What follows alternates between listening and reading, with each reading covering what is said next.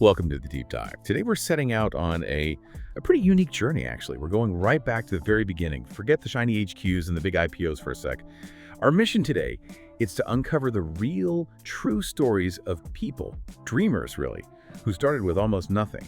And somehow, through just pure grit, amazing creativity, and this, unshakable belief, they hit that first $1 million milestone. It's all about going from 0 to 1. Yeah, and what's so fascinating here, I think, is that these aren't your standard VC-funded tales or, those overnight tech sensations. These are the origin stories that really matter.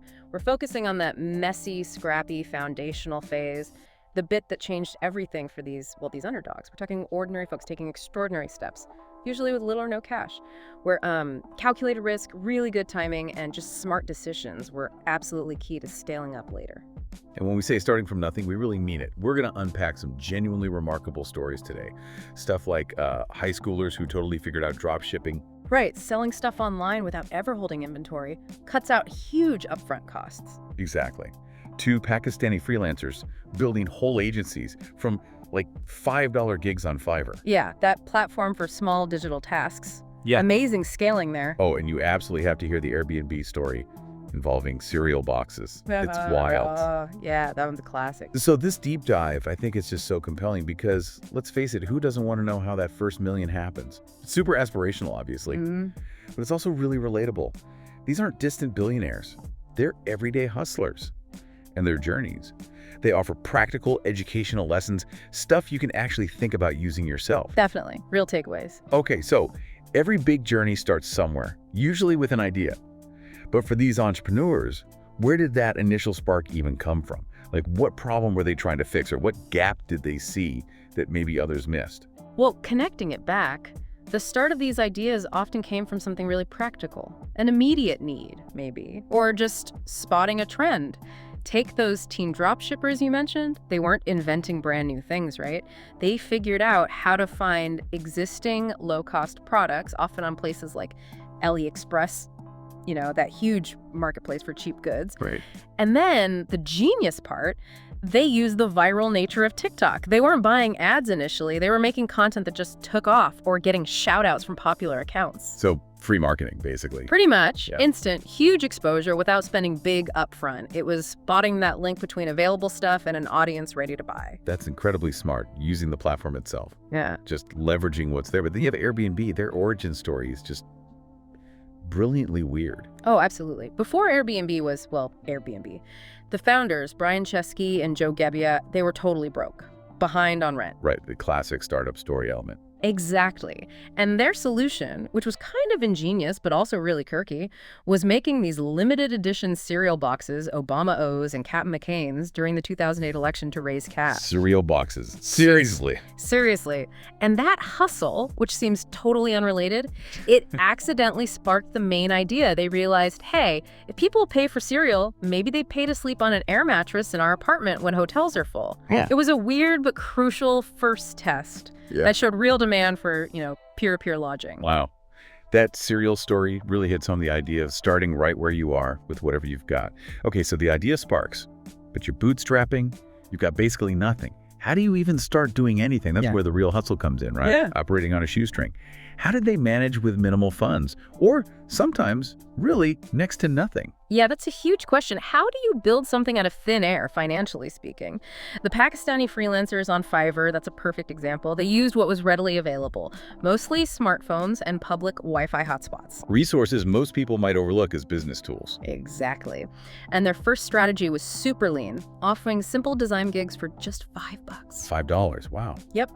Low barrier to entry. It got their foot in the door, landed those first clients, and then they scaled smartly, focusing on repeat customers, bundling services into bigger packages.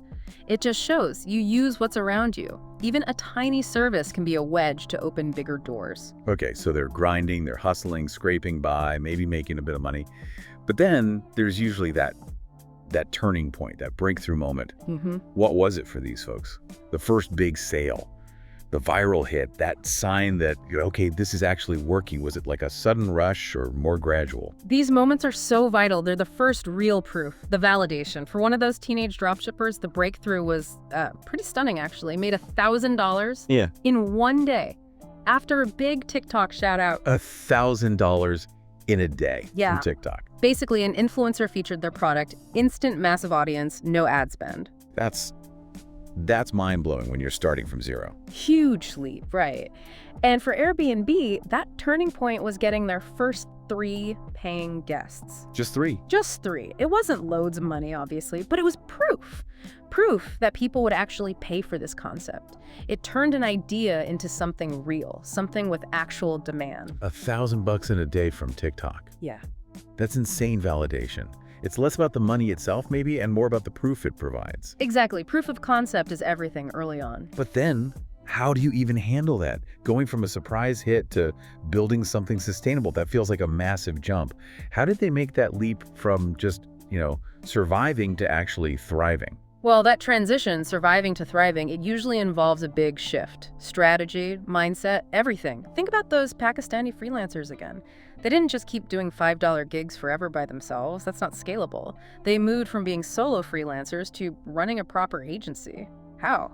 By strategically hiring junior designers, developers. Building a team. Right, that let them take on way more projects, offer more services, leverage their own time better. They scaled by building capacity. And similarly, the dropshippers, they evolved. They went from managing maybe one hot product to building out whole niche brand empires. So reinvesting and building something more permanent. Precisely. Reinvesting profits, learning about branding, diversifying. They understood that real growth meant building something lasting, not just chasing the next viral hit. Okay, so wrapping this all together, what does this mean for someone listening right now, thinking about these incredible, tough journeys?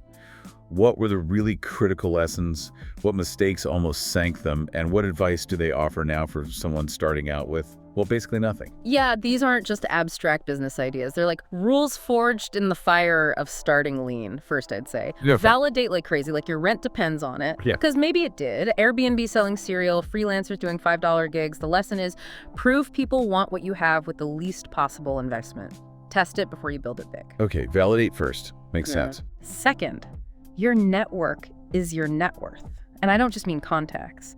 These stories show that using free platforms like TikTok, public Wi-Fi, social media, that's not just being cheap, it's using the world's infrastructure as your capital. Right, using existing tools instead of needing big money. Exactly.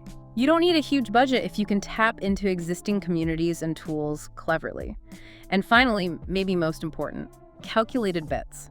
Not blind leaps. They didn't mortgage the house on one giant idea. They took small steps, iterative chances, a single TikTok push, a few cheap gigs. Prove demand, learn, adjust, minimize the downside while you explore the upside. Wow, what an incredible deep dive. It really shows the power of, grit, creativity, and just that fierce belief. These stories absolutely prove that huge success can start small. Minimal resources, that whole 0 to 1 idea, it's not just a concept, it's a real path people have walked. Absolutely. And it just underlines why these stories are so, aspirational, but also relatable and seriously educational. They show the path doesn't always need massive funding to start. Often it's ingenuity, it's resilience, it's just being willing to start. Exactly. So listening to these incredible origin stories, it makes you think, right, what small, scrappy idea could you maybe turn into something extraordinary? Okay. Starting from 0, going to 1. Think about that risk, the timing, those smart decisions. What could that look like in your own journey?